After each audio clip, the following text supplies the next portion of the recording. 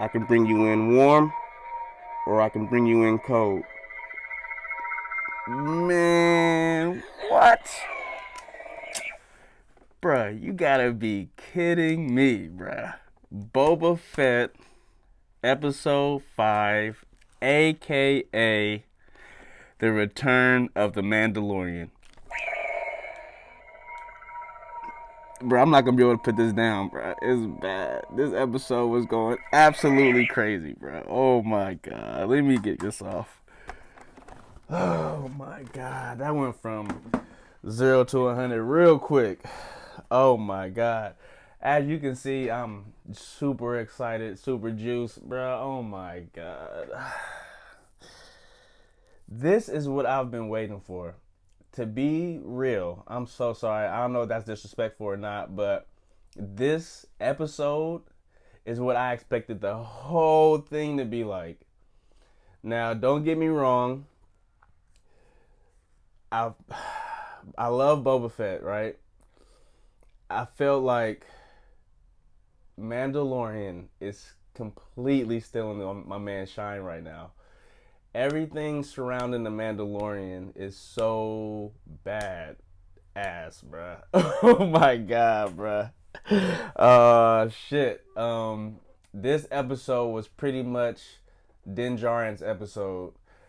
Oh my god. So yeah, if you haven't been watching Boba Fett, but you do like Mandalorian, you're gonna have to watch Boba Fett now because this episode 5 literally picks up right after season 2, basically, of the Mandalorian. So you see what Mando is doing. Oh my god, bruh. All right, look. Let me just go ahead and get into it, bro. Oh my god. So the episode starts off. I'm gonna just talk about like the highlights. You know what I'm saying? Because it was just too much. The episode starts off with Boba Fett, Mandalorian, Din Djarin going on a bounty to get a bounty, and it's like these the dog looking aliens. I forget their names. I'll try to pull it up, but it's like a group of them in like a meat warehouse or whatever, and the whole scene is like super dark. It's, you know what I'm saying, it's looking like a bounty hunter show. You know what I'm saying, and you feel me? He pulls out the little the puck or whatever with the bounty on it. Like, look, I'm here for this dude right here, and the dude that he's here for is the actual dude he's talking to. And so, bruh's like, oh, that's not me. And you get your cool little, I can bring you in warm or I can bring you in cold. And this is what I wasn't expecting. So when he walks in, he still has the spear from that Ahsoka gave to him from the Ahsoka episode in Mandalorian when she was fighting that lady who used that spear to block the lightsaber. So he still has that spear, and he still has the dark saber. And when I say this shit gets turned up instantly, I'm talking about 0 to 100, bruh. So man, as soon as he says that, you know what I'm saying, his guards try to fight or try to kill Din, and he just goes absolutely crazy with this dark saber and the spear.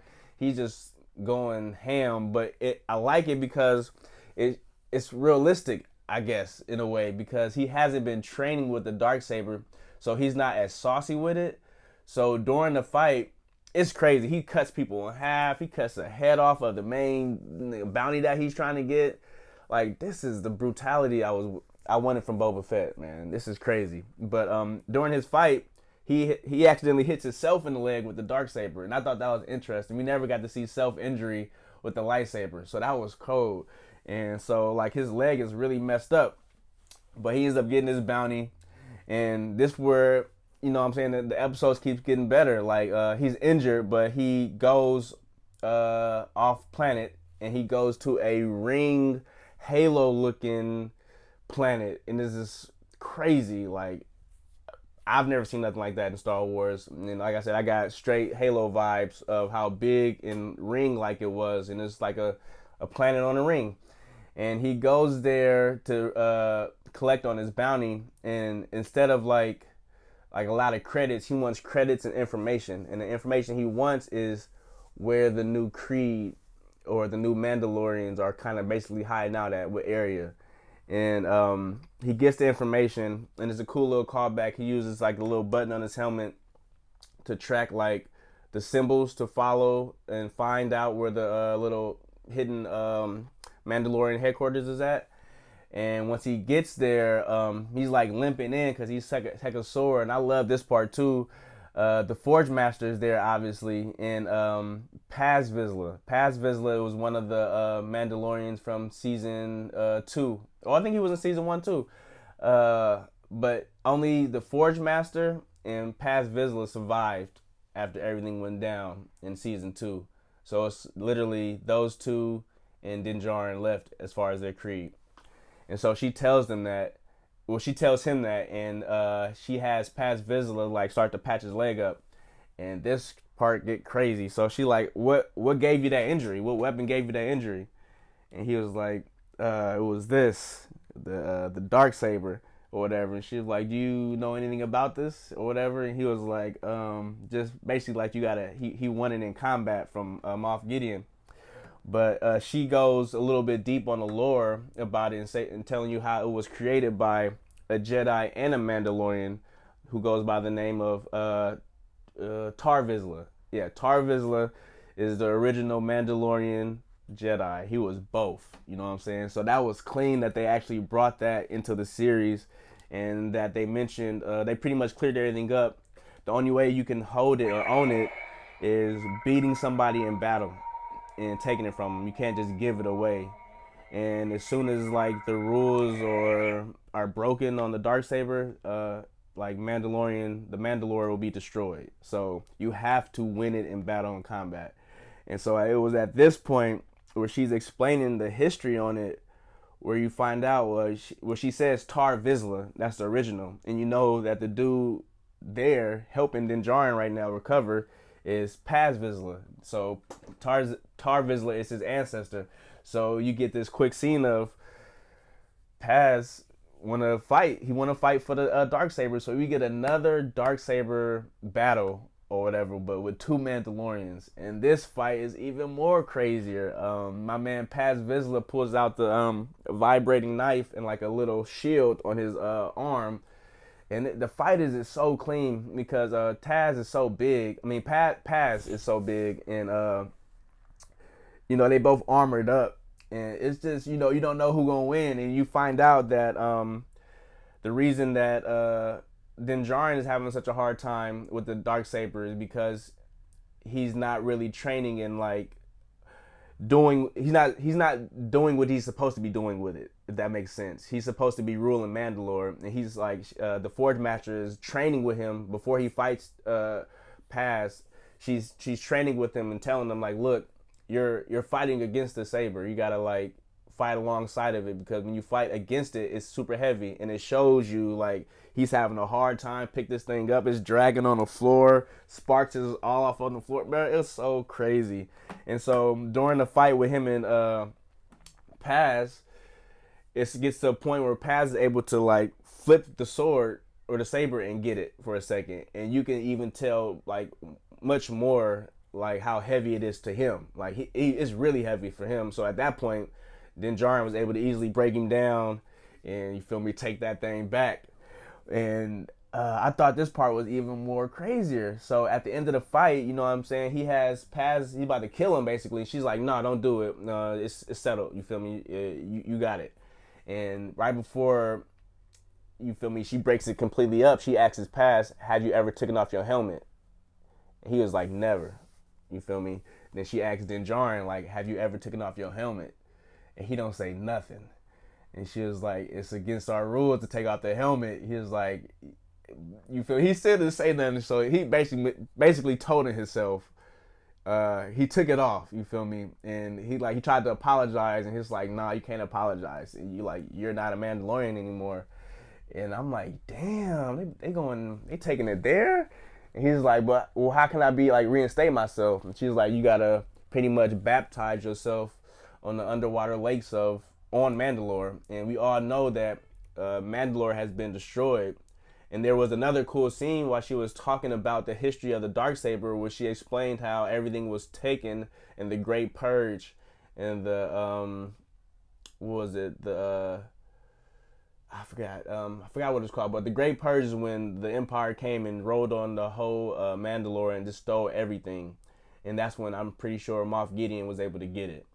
And so at this point, all we know about Mandalore is that it's destroyed. And so when she tells him like the only way you can get reinstated is if you baptize yourself in these waters on Mandalore, and so like he's pretty much like, damn, but like it's crushed. I mean, like it's destroyed. I can't. She's like, well, this is the way. And bro, I'm like, damn. But they, you feel me? She let him keep the dark saber, and he ends up leaving, and he goes to Tatooine, and we get visit. We get to see Ripley again from season 2, I believe. I forget what season. She might have been in all the seasons. But the funny lady that helps him out with his ships and stuff, the mechanic, and she has a dope ship for him. You know what I'm saying? She's like, "Oh, I got something for you or whatever." Yep, and it's an N1 starfighter. The last time we saw this was in the Phantom Menace. It's the starfighters that Queen Amidala used on Planet Naboo. It was her like her Royal Guards starfighters. And there was a scene where Anakin hopped in one and was shooting up these droids, and it's a classic scene. I'll pull it up. But yeah, I was juiced to see that, man. And she actually amped it up to the point where it can jump into hyperspace. It doesn't need a docking ring. You can just go straight into hyperspace, and it's even faster than before. And so as they're fixing it up, you know what I'm saying? It's like a little fix up montage. After they're done, Mando takes it on a quick little spin, you know what I'm saying? And this part was cool. You had the New Republic X-Wing guys pull up on him like, hey, you know what I'm saying? This thing not popping up on the radar.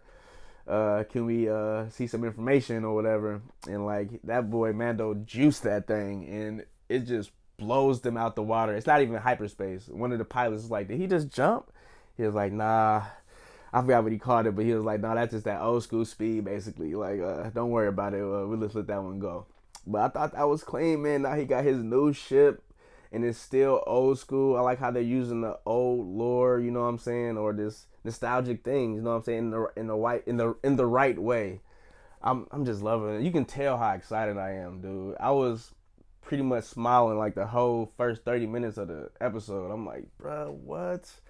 Like, how could they bringing in the heat? Like, and Boba Fett was nowhere to be seen in this episode. At the very end, after he's finished test driving the ship in one, Fennec Shan pops up or whatever, and she's like, "Look, Boba Fett was wondering if you can help us out, and it pays good," and throws him like hella money. He's like, "Oh, what, Boba? That's on the house." He throw it back like, "I'm gonna do that for free, but before I do, I need to go see a little friend." And that's giving you a hint, letting you know that we're gonna see Grogu next episode. So Mando is gonna go see Grogu. I didn't mention this, but the Forge Master actually made something out of the spear. Din Djarin had the Beskar spear that he got from Ahsoka. It's pretty much illegal for Mandalorians to have weapons made out of Beskar, and so she ends up melting it down. And he asks her to make him something for a foundling, which is Baby Yoda or Grogu. And you don't get to see what she made him or what he had her made, but it's pretty cool, and it's tied up like in a little napkin sack, and it looks just like Grogu. So I thought that was cool. Ripley has a BD droid that Cal Kestis had in the Fallen Order game. So I thought that was a pretty cool Easter egg too. We might not be getting Cal, but we got BD. They had a lot of great Easter eggs in here. It was full of stuff. Even when the N1 Starfighter started up, it sounded like a pod racer. And I'm like, did they originally sound like that? Or they just throw that in, for the nostalgia? And right after that, when he takes it on the test drive, he drives through Beggar's Canyon, the same place that Anakin was driving through doing the pod racing or whatever. So I'm like, it has to be the same noise. And it's the exact same route. So I thought that was hella clean. So if you watch the movies over and over and over again, you'll start to recognize terrain. And they use the same terrain. So, man, like, I don't understand how we could not have something like this for the first 4 episodes. So it's almost kind of odd. You know what I'm saying? It's not like, it's almost like filler episodes until you get to Mandalorian season 3. You know what I'm saying? Like, nothing else matters until we get to Mando season 3. But in between time, and you know what I'm saying, we got Book of Boba Fett. You know, his little quick story of what happened to him after the Sarlacc pit, mixed into Din Djarin journey, like on his way to season 3, like getting there. So it's like the in between stage of season 3. And like I said, this whole episode was Din Djarin, like no Boba Fett. So it was that it made me really miss Mandalorian. And for a minute, I'm like, dude, bro, like you only got 2 episodes left. Well, obviously, this episode was like 11 out of 10 for me. This is what Star Wars is capable of. Like, and I don't understand why they don't do it every single time. And sometimes I bring it down to the directors, and I know Bryce Dallas Howard directed this one, Ron Howard's daughter, and she always kills it. You know, she's kind of already a legend. She's the daughter of a legend, and just to see how she just blew all 4 episodes out of the water, even though she had to use Mando, I still feel like she took full pride of that directorial shit and just went absolutely crazy. Oh my god, bro. So far, episode 5, Bryce Dallas Howard's episode has been the best, hands down. Like, that is crazy. Y'all gotta comment below, let me know how y'all feel about this episode. Like, is y'all tripping like I'm tripping? Like, what? I love Mando so much, bro. Like, I cannot wait to season 3 come back. Oh man, like, that's crazy, bro. Boba Fett got to step it up. Like, I know I mentioned that scene in season 2 when Boba is fighting those stormtroopers, but god damn, bro. Like, Mando is turned the fuck up, bro. Oh my god, I gotta chill out. Oh my god. All right, let me know how y'all feel, man. Make sure y'all like and subscribe. Please let me know how y'all feel. This is too much for me. I'm still on cloud 9. I'm about to go rewatch it right now. It's bad. Hey, the Return of the Mandalorian. Don't play. Hold on, let me hit this light, bro. Y'all think it's a game. Y'all think it's a game. See this? I don't want them problems, bro. So I can bring you in cold or warm. Let me know, man. Real squad. Real squad coming at you. Holla at y'all soon, man.